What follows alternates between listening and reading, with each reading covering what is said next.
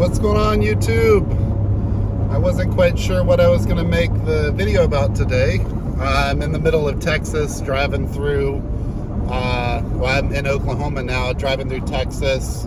Started off in Amarillo this morning. Ended up finding a hotel that was right next to the 72-ounce steak. If you've never been to that roadside attraction, it's fucking phenomenal. It's really fun to go in there. They've got a little shooting gallery and a nice gift shop, but it's got a lot of nostalgia if you're a big eater, to go in there and enjoy a 72-ounce steak if you want to take it on to try and eat the whole thing. Earlier this morning, I also passed by all the Studebakers that were put in the ground by the farmer way back when, that you can stop off and take photos at. Just kind of giving you guys a play-by-play of the fun things that there are to see on Route 66 in Texas.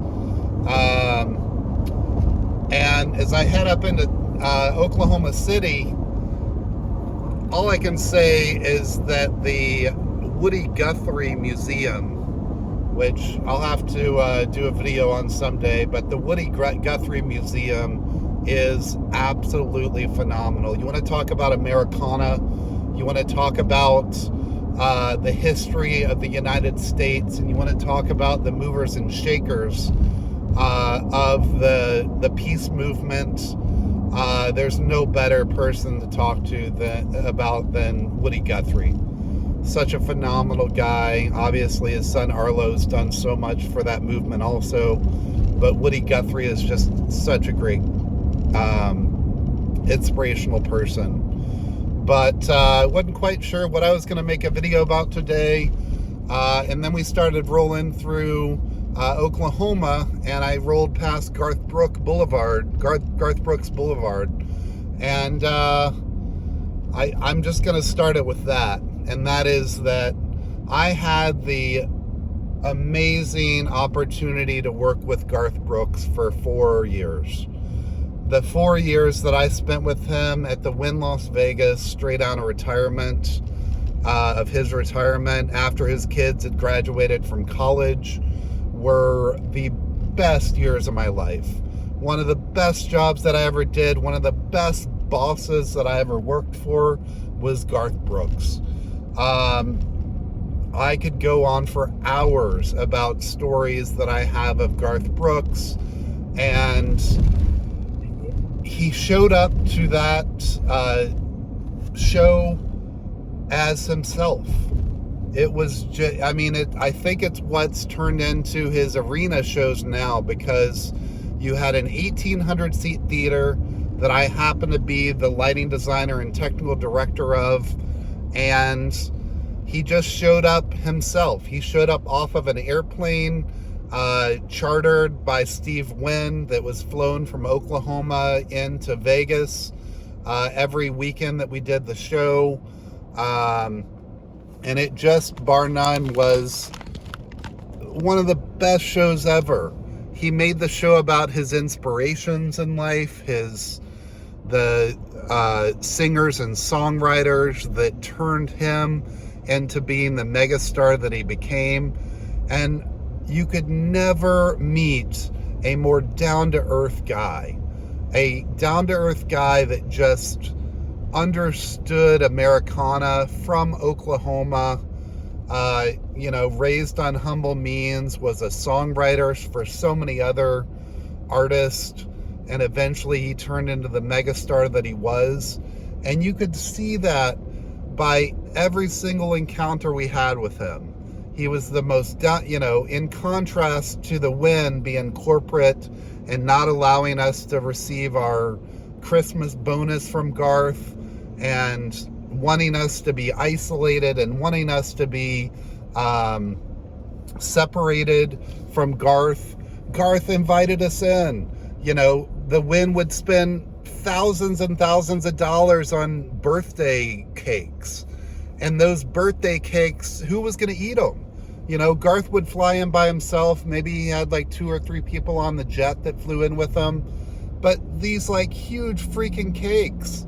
And Garth invited us all back to enjoy it.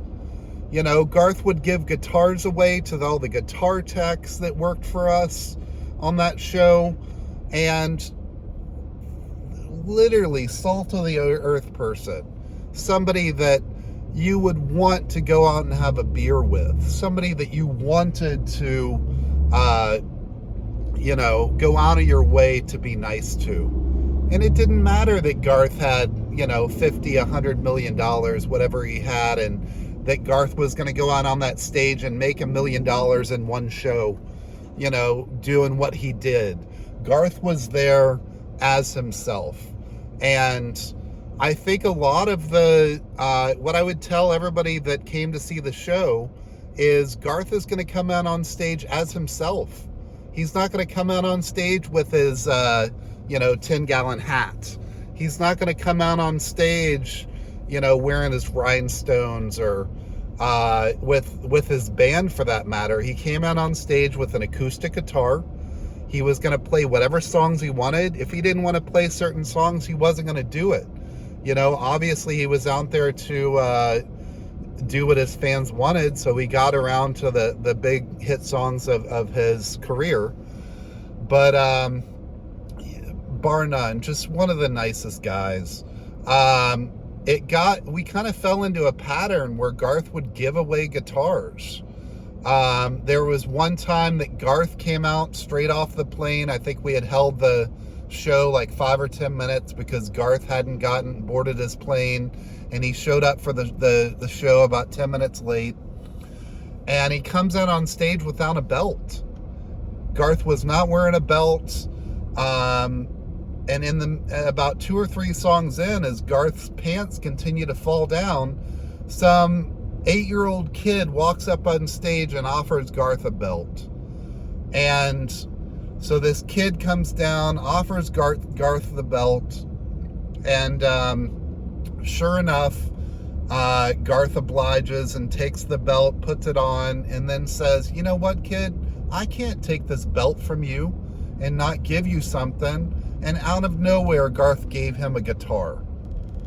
So it got known that Garth was giving guitars out at our shows, and we had a lady show up and ask Garth if she could have a guitar. And immediately Garth was like, "Well, why do you want my guitar?" And she straight up says, "Well, I plan on selling it on eBay." And Garth was not impressed by that, obviously. Garth was not about to give a guitar out. You know, signed guitar could go for like $30,000, $40,000 on eBay, or whatever. I mean, the guitars themselves were probably worth about $10,000, $15,000 alone without his signature. So anyways, he immediately recoiled and said, "No, I'm not going to give you a guitar."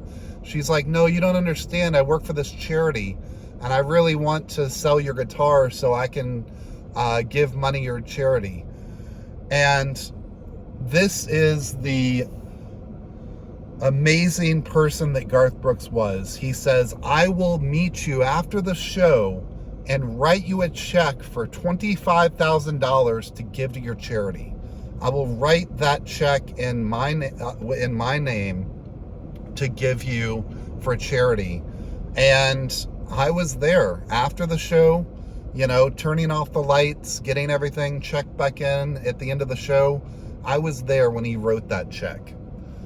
And you just don't encounter more salt of the earth people than Garth Brooks. I was lucky to spend 4 years working with him. I was lucky to be able to be the lighting designer for that show.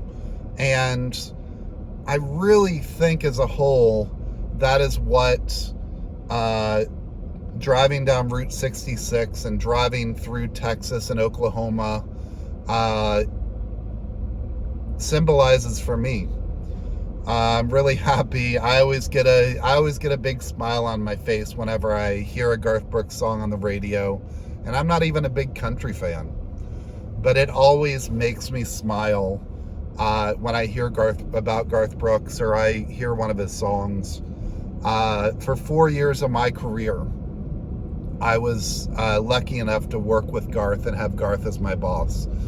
The best thing that happened lighting-wise on that show, we had probably about 160 moving lights on that show, all side lights, top light, front light. And I really had a fun time being able to design that show. And about 3 days before we went into the shows, I approached Garth and talked to him in his dressing room. And I said, "Hey, Garth, I'm your lighting designer, Doc.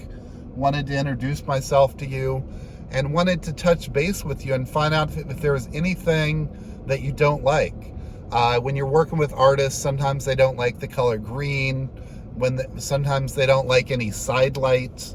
You never know. Like, they don't want a lot of flashing. They don't want any smoke because of their lungs, of course, for certain artists."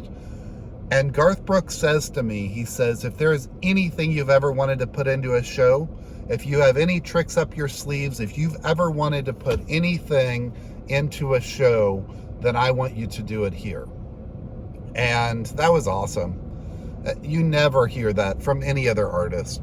No other artist is quite that open about allowing you full reign to put whatever you want into a show. And it turned out being a really fun show to work on for the 4 years. I felt like the biggest fan from the audience, because I was out there able to run lighting cues while Garth Brooks did his acoustic set on stage.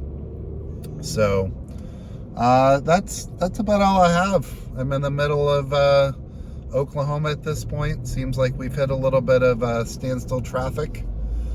Getting ready to jump on 44 East. That'll take me up through Tulsa and then on over to St. Louis. And from there, I'll take 64 East on into Louisville, Kentucky. So, hope you guys are having a great day. Don't forget to subscribe to my channel. It's a new thing that I got to start saying. But I appreciate you guys for joining up with me on YouTube. And appreciate all the love and support. So, you guys have a great day. Bye.